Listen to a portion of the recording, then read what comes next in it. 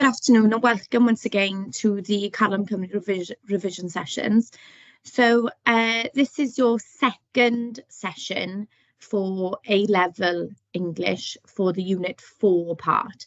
So as you'll be quite mindful, in this spring series, the sessions that are available to you on recording are the first session, which is Unit 3, looking at Section A, the second, which looks at Section B of the poetry paper of Unit 3, and then you've got Session 3, which is the Unit 4 Shakespeare text, focusing on the extract in Section A, and then the second part of that, of session, which is Session 4, so just focusing on the longer essay question for Section B. So just a quick reminder of how to access these recordings.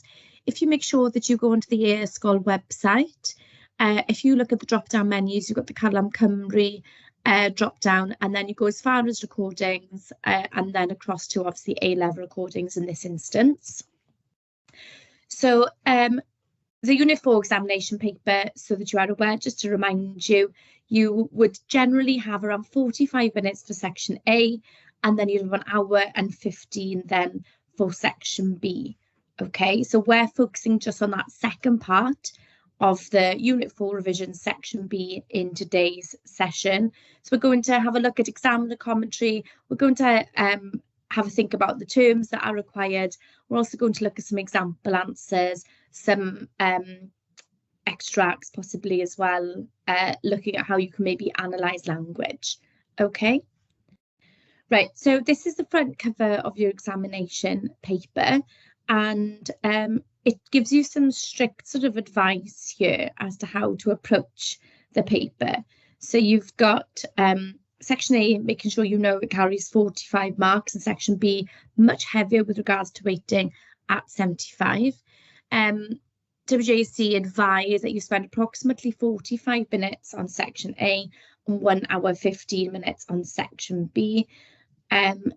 And obviously just the reminder that it is a closed book examination. So 2-hour paper, closed book exam. Candidates are not permitted to take copies of the text into the examination. You're required to answer 1 extract-based question from Section A on their chosen set text, and 1 question from a choice of 2 on the same text in Section B. So 1 extract, no options in Section A, and then either or is what's given to you then in Section B. All right. In both sections, learners will need to demonstrate an ability to analyse how meanings are shaped in drama text, use accurately a range of literary concepts, literary ideas and terminology, including knowledge of the principles and conventions of drama and dramatic verse. So there's a lot of focus here now on this idea of ensuring that you're able to approach and deal with the text as though it is a play, okay? Something being played out on stage, okay? So it's vital that we are considering ourselves not as a reader, but as an audience here, and that we're able to identify these conventions, these principles that are kind of sort of like traditions almost for Shakespeare in his writing, okay? And our third bullet point then, to identify and consider how attitudes and values are expressed in text, to organise responses in a clear and effective academic style and register with coherent, so fluent written expression, and accurately use quotations and references to text and sources. And then on top of that, then in Section B, you will need to demonstrate your ability to show your understanding of the context, so the cultural, contextual, social, historical, literary kind of influences on both readers and writers, reflect on different interpretations, including where relevant critical interpretations. Maybe there's this idea you could debate alternative ideas, and consider multiple readings. So although this is a closed book paper, examiners' feedback says that candidates generally select pertinent material, so good solid choice of material from the plays, and there was slightly less narrative in the last examination series, and the descriptive type of approach was sometimes characterised as weaker responses. Reward and see a more varied range of relevant contextual material and critical sources. Examiners were extremely impressed with candidates' ability to quote freely from their play, and also their ability on occasion to quote precisely from critical sources. There are still too many instances of responses where examiners have to search in vain for evidence of engagement with AO3 in section B and also AO5. Okay, make it easier to go through those elements, okay? Make it sort of flag it for the examiner. Don't make life difficult. As AO3 is heavily weighted in section B, being worth 30 marks in total, it is really, really vital that all candidates prepare for ways in which to address this key assessment objective. So something that you really need to be mindful of when you are revising is that idea of context. Candidates are concerned with the quality of written expression at this level. Some candidates have been known to write very long, kind of one-sentence paragraphs. And obviously you lose your focus on the question. And there's also this trend that's been quite pertinent of late, where it's going away from academic style and it's a little bit too chatty and possibly a little bit too informal. So we need to readdress that idea of academic style, academic register. And at the end of this recording, this PowerPoint, you will see that there's sort of multiple slides which simply take you through terminology. So terminology that is relevant for dealing with the drama, but also terminology that's going to ensure that you are ticking those boxes with regards to academic register as well. Many responses to Shakespeare extract featured writing up large chunks of the extract, and too many candidates featured page after page of random comments with no structure or shaping, as though their goal was just to fill out the answer booklet, okay? So examiners, we are impressed by quantity, but not by quantity, but by quality, okay? So here's an example of how the questions are worded in your examination papers. So you notice how you've got those 3 bullet points at the top there, reminding you that in your response that you are required to analyse how meanings are shaped, that you need to demonstrate an understanding of the significance and influence of the context in which the texts are written and received. And you also need to show how different interpretations have informed your reading. So it's basically AO2, AO3, AO5 is what's been reminded or given to you there, okay? So types of questions. So for example, King Lear, how far would you agree that in the bleak world of King Lear, Shakespeare leaves us in no doubt that loyal service earns no rewards? And then you've got Hamlet then, women have no voice in this play. The dramatic importance derives only from their treatment by men. Examine this view of the play Hamlet. So the question here is, or the expectation here is that you engage with that question, that you're able to form an argument in light of that question.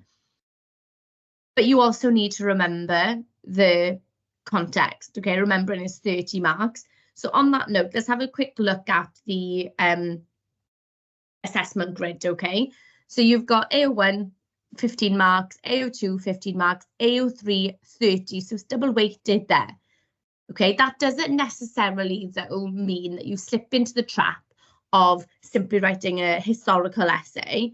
You need to ensure that the context that you're using is linked to the text that you are studying, is linked to the task, the question that you are answering, not forgetting your comments from last year. So when you're doing your prose, when you're doing your drama text in Unit 1, the focus is task, text, context. It still needs to apply in that way, all right? The examiners still want to see a literary essay, but with careful consideration and appreciation of those contextual factors, okay? But being conscious of the weightings is absolutely vital, because you understand then essentially the importance of them.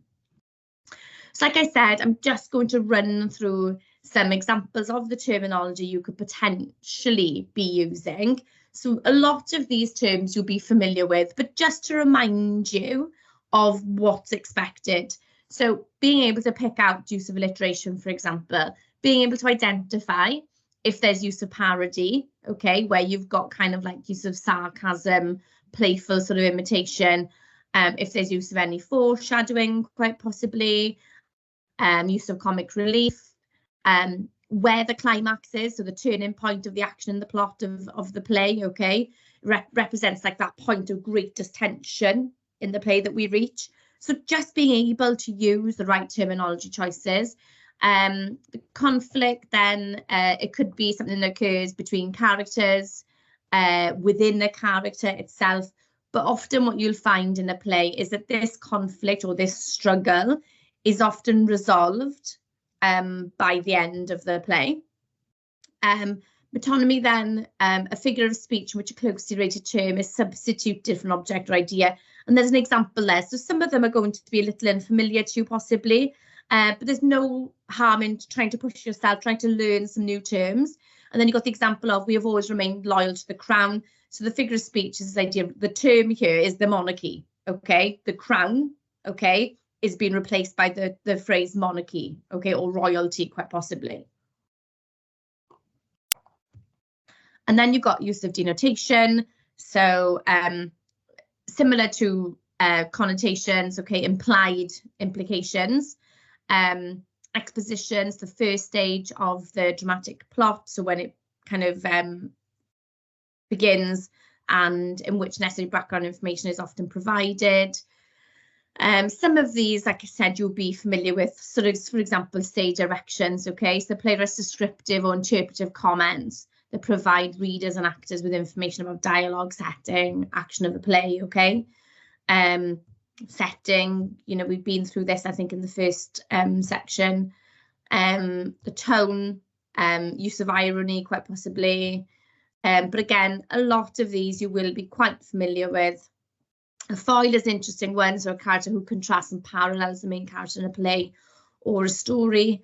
Use of symbolism, themes, tragedy, so looking at genre here. So again, the sort of styles here, or dramatic approach, so things like we just skipped through, use of an aside, use of soliloquy, okay, the use of hyperbole, so all about forms of speech, diction, so selection of words in literary work, the conversation with regards to dialogue, staging, so the spectacle play presents and performance, but just being conscious that we are dealing with the drama and that your ability to consider it as a drama text is really important. So stage directions are something or an aspect that is often quite overlooked. Okay, they tell the reader what the audience would be seeing on stage in terms of setting, staging, entrances, exits. Okay, in this unit, Unit 4, Shakespeare stage directions are really important in helping to communicate to the audience a sense of character, action, situation, and atmosphere. In comparison with the dramatists that you may have come across when you were in studying, say, Shikar at AS, Tennessee Williams writes very detailed and very specific stage directions. You'll have found that Shakespeare stage directions are brief, okay, understandably brief, as the stage obviously had at that time limited resources. Okay, stage directions signal the use of some props as well as signalling the character's behaviour. Characters may also draw the audience's attention to an important prop used by Shakespeare to create dramatic tension. Shakespeare relies a great deal on language in characters' monologues and dialogues to convey to the audience any stage effects or setting. This is really important, okay? This idea that Shakespeare, as a playwright, relies on his characters, their words, their conversation, whether it be a soliloquy, to convey to the audience kind of this idea of setting, okay? Characters often refer to surroundings such as time of day or weather conditions in an effort to help the audience imagine the situation and the circumstances put before them, okay? So you've got here the opening to the play of Hamlet, okay? So we're told that we are in Elsinore and that we are at the guard platform of the castle. It's also revealed to us that Francisco is at his post, so we're assuming kind of a post of protection, and Bernardo is also there. So Shakespeare opens the play here with a stage direction showing sentries on guard on a platform at the castle. Immediately, an atmosphere of unease is created by the staging and setting, as the audience at this point have no understanding of the reason behind the guarding of the castle. So let's just have a look at this dialogue and try and piece together what's happening here so that we can consider the use of characters' language a little bit more. So Bernardo, who's there, nay answer me, stand and unfold yourself, long live the king. So already in that short little interaction, those 3 lines, we can see that there's quite fragmented, quite sort of stilted sentence structure. That use of the question, who's there, and also Bernardo insisting long live the king. They're clearly on sentry duty. They're in an effort to protect the castle and therefore the monarchy, okay? But we get a sense that there's some unease through the sentence structure and how kind of fragmented and blunt it is, and also the use of the opening, who's there. The use of the question right from the outset does create that sense of unease and uncertainty straight away, okay? He then reveals, Francisco does, you come most carefully upon your hour.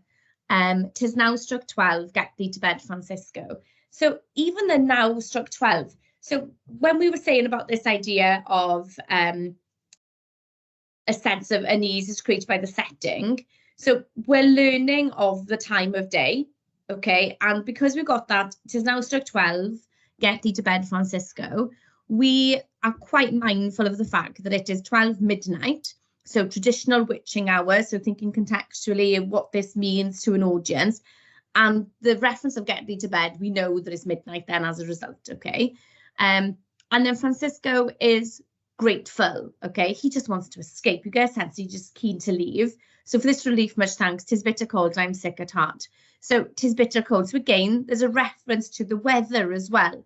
It's through the characters that we are getting that sense of setting. That's what a director would be using if they were to be sort of staging this or creating a film version. It's not necessarily the stage directions which are minimal, but the words and the interactions of the characters. So what we need to be mindful of here is this fact that we can learn a lot about this idea of setting and staging, not necessarily with regards to Shakespeare through stage directions, but through the words of the actors, the characters. Again, Bernardo, well, good night. If you do meet Horatio and Marcellus, so we know that they're waiting on 2 other individuals, the rivals of my watch, bid them make haste. In case this idea of, tell them to hurry up. Okay, again, that sense of unease and uncertainty. He doesn't want to stay here any longer than he has to. Okay, and then at that point, Horatio and Marcellus enter. And again, you get this sense of unease. I think I hear them, stand ho, who is there? As in, stand, stay still, who is there? Again, you got that use of constant questioning. Again, reflecting that uncertainty and that atmosphere of uncertainty right from the outset. So we're thinking of this as the opening to the play. There's this real sense of tension and this idea of like question marks surrounding what is going on in Denmark. Why are these men out there on kind of guard duty, on sentry duty? Why are they feeling so unsure and so uneasy? Has something else been happening, okay, in order to create this sense of suspense and tension? So already engaging with the audience, all right? And then towards the end of this particular section, okay, we've got that exchange between Marcellus, Bernardo, and Horatio. So, holla Bernardo, say what is Horatio there? Horatio then states a piece of him. And then Bernardo says, welcome, Horatio, welcome, good Marcellus. And then Horatio questions, what has this thing appeared again tonight? And again, remembering the audience that we are, that this would have been played to, okay? The audience would have been quite uneasy in hearing a reference to has this thing appeared again tonight. So it's reference to some sort of an apparition, some sort of, as we learn, ghost. Okay, so this, bearing in mind the attitudes during this era towards the supernatural, this would have again really ignited the interest of an Elizabethan Jacobean sort of audience. Okay, so just be mindful of what Shakespeare's trying to achieve in putting these specific aspects so early on in the play. His intent here, okay, the dramatist intent, so being really conscious and mindful of these terms and this terminology and the techniques that we need to try and employ in our writing. This particular part here by Shakespeare is him trying to get us on board, entirely engaged. He wants us to be feeling a little bit unnerved at this point, okay, because it's got our interest. Our interest is now piqued. We're totally engaged and we are in the play. Right, we're going to have a little look now at an example response, okay? So there's two questions there, okay? It's got religion and supernatural to blame for Hamlet's inadequacies as an avenger, and you've got women have no voice in this play. Their dramatic importance drives only from their treatment by men. Examine this view. So we're going to focus on that second one, okay? And what you've got here is the mark scheme. And it's important that you make yourselves familiar with mark schemes as well, because the mark scheme is your only real way, apart from reading and listening to me sort of rambling on about the examiner commentary, to understand what is expected of you in that examination sort of time. So for AO1, the expectation is that there will be informed responses that will demonstrate clear knowledge and understanding of Hamlet. Examiners are going to reward creatively engaged responses for relevant, thoughtful and personal rather than mechanical or literal approaches. So almost this idea of not learning one kind of stock essay beforehand, okay? They're able to respond to what's put in front of you. This ability to understand and apply ideas that link to the principle and conventions of drama as well. The ability to be accurate and sensible in your approach and the way in which knowledge is used, okay? And then it kind of just goes through kind of band 1 descriptors, band 2 descriptors, band 3, okay, this idea of relevant, creatively engaged, okay, for band 3, and then band 4 and 5, there's that sort of increase with regards to this idea of sophistication and analysis as well. So for AO2, then you've got the types of things that you could pick up on. So in your analysis, Shakespeare may show women with no voice in this play, their dramatic importance is away from their treatment by men. The dramatic techniques and language choices that candidates might draw upon is the way that Gertrude is presented and her relationships with Claudius and Hamlet. So here you're looking at the use of characterization, okay, when we're thinking of terminology. The presentation of her first marriage to King Hamlet is described by the ghost. So making sure that you're able to sort of focus on that element. Her speeches, they are dramatic significance. For example, her reaction to what she sees as Hamlet's madness in the closet scene. You could reference Ophelia. You could look at her madness, shows her disorder by Hamlet's behaviour and the death of her father. But in the poignancies where she bestows flowers, it may be argued that she commands the stage and shows her voice. Ophelia's soliloquy on Hamlet in his perceived mad state also shows that she has a voice, and her commentary on the decline of Hamlet's promise has considerable dramatic importance. And then you can look at Ophelia's relationship with her brother Laertes and possibly the graveyard scene. So it's not an exhaustive list, but it's sort of like a guidance of what kind of points you could be covering. And then this bit's quite important as well, because like I said, that there are 30 marks being awarded to the context. So have a think about the context that's being presented in this particular play. So this idea here with regards to context that you must engage with that focus of the question, okay? You could look at the influence and the significance of cultural, political, religious, social context upon Shakespeare's writing. There could be also consideration of how different audiences may or may not understand and appreciate the presentation of women. So types of things you could potentially draw upon, but notice how it states here, candidates are likely to draw upon some of the following, which will need to be integrated relevantly into their discussions. By telling us that they need to be integrated relevantly, what the mark scheme is giving us clear instruction of is that they shouldn't just be standalone chunks of context. They have to be relevant. They've got to link to the AO2 essentially that you are using, the text that you are picking out, the textual support. There's got to be some sort of link there. So a little sort of like list of bullet points. So you could be looking at attitude towards women and their traditional relationships with men, ideas during this era about marriage, adultery, chastity, the Elizabethan chain of being and the related ideas of order and harmony that come with that, the setting of Denmark and the royal court in politics and the kind of the role of that, ideas about kingship and succession, being usurped, royal codes of conduct. You could look at the idea of religious beliefs, and you could also look at female characters' roles in contemporary drama, other dramas that maybe Shakespeare's written. What kind of role does that female have? Does he ever really play a strong female role? Okay, those are the sort of things you could potentially be making discussion of.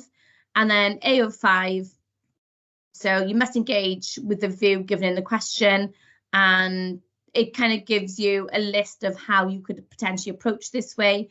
So by debating alternative ideas and multiple readings of the material they've chosen from Hamlet, by engaging with critical material, including specific references to, and also with using quotations from other readers, okay? So it doesn't have to be one of those.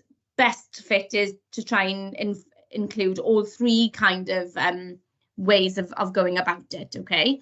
So here what you've got then is an example answer, okay, that looks at that question, okay, the role of the female essentially that's being considered. If you look at the length of this will give you a good idea as to kind of how much you would be expected to write, okay? What I would like you to do, okay, is just have a good read of that. But the one that's coming up, because that's a really good example, okay, it's a solid top of band 4, bottom band 5 answer, and it ticks all of the boxes with regards to AO1, 2, 3, and 5. Okay, so use that as your go-to, something that you can refer to as a really good, solid response. But have a think about how much is being written, okay? So even like that final concluding paragraph, it's so aware of the question focus. So in conclusion, I'm of the opinion that women are, in fact, presented as voiceless vehicles for men, for men's riveting dramatic performances by the male characters. However, I believe that this was personally done by Shakespeare, so considering dramatist intent here, to illustrate just how ridiculously passive and submissive women were forced to be during that era, as he would have witnessed firsthand the abuse his wife received just for making a sexual choice that could have ruined her future. Okay, so being able to kind of weave nicely in the contextual detail as well. So coming up, you've got a question, well, an answer based on King Lear. What I want you to think about is the evidence that's being used. Okay, so what textual support is there? And what you'll see is that there is textual support, but very little analysis of language. So what would be nice is if you're able to look at the textual support that's being implemented, that's being used by that particular candidate in that example answer, and that you're able to sort of reword it, rephrase the analysis in order to possibly try and focus on this idea of, you know, the dramatist intent, what Shakespeare was trying to achieve, and picking out individual words and phrases. So that instead of giving like a general overview, that you are rewriting one section of it with closer analysis of language. Okay, we'll pick out one key part here. Okay, if we look here at the top, so Cordelia's death is an example of King Lear's lack of hope for protection of despair. Cordelia refuses to appease her father in his love test, claiming she loves Lear according to their bond, no more, no less. The idea of bond shows the connections between herself and Lear, and that she shall not claim to love him more than she has shown him, no more than she is physically able to. She outlines that if her sisters are to love Lear as they claim to, then why do my sisters' husbands? Cordelia demonstrates true love towards her father and attempts to unveil her sister's deceit to protect Lear. Okay, so that particular candidate has put in a quotation, which is quite long. So her father refuses, so she loves Lear according to her father's bond, no more, no less. So there's only a focus on the word bond there. So totally ignore the no more, no less. This idea of her being equal, this idea of her being fair, this idea of her being honest and truthful, and her showing a real sense of integrity and sincerity. All of that is kind of like neglected. So you could just go a little bit further, is what I'm saying with this kind of analysis. All right. So it's just having a read through, picking out some of the quotations and seeing if you are able to develop that a little more. Okay. The whole purpose of these little tasks is for you to focus on this idea of the dramatic element. If you remember back to some of the comments made at the beginning of the session, I made it quite clear that there had been an issue with AO1 and AO2 with how little dramatic consideration there was, and also the use of technique terminology choices, that the responses were possibly too chatty, too informal, and they lacked that sort of level of intellect that's possibly needed for those higher end responses. So in doing tasks like rewriting sections, what you're able then to do is almost train yourself to be conscious of the terminology that's going to allow you to access those grades. Okay, so have a good think about how you can change it. Just piece together this idea of picking out individual words and phrases. Look in this idea of, is there use of repetition, quite possibly? Are there any, the impact that her statement, say for example that one we were looking at, the fact that she will show no more or no less love, what impact would that have on an audience? That particular statement, for example, would make us possibly warm towards Cordelia. We will trust her a lot more because she is being open and honest and sincere. So make sure you show that appreciation and that awareness of how an audience would react to that character as a result of what they're saying, okay? Like as a consequence of what they are saying, okay? I'd like to wish you all the best in your external examinations. We'll have one sort of live catch-up session, but best of luck to you all. And hopefully you will find these particular sessions quite useful.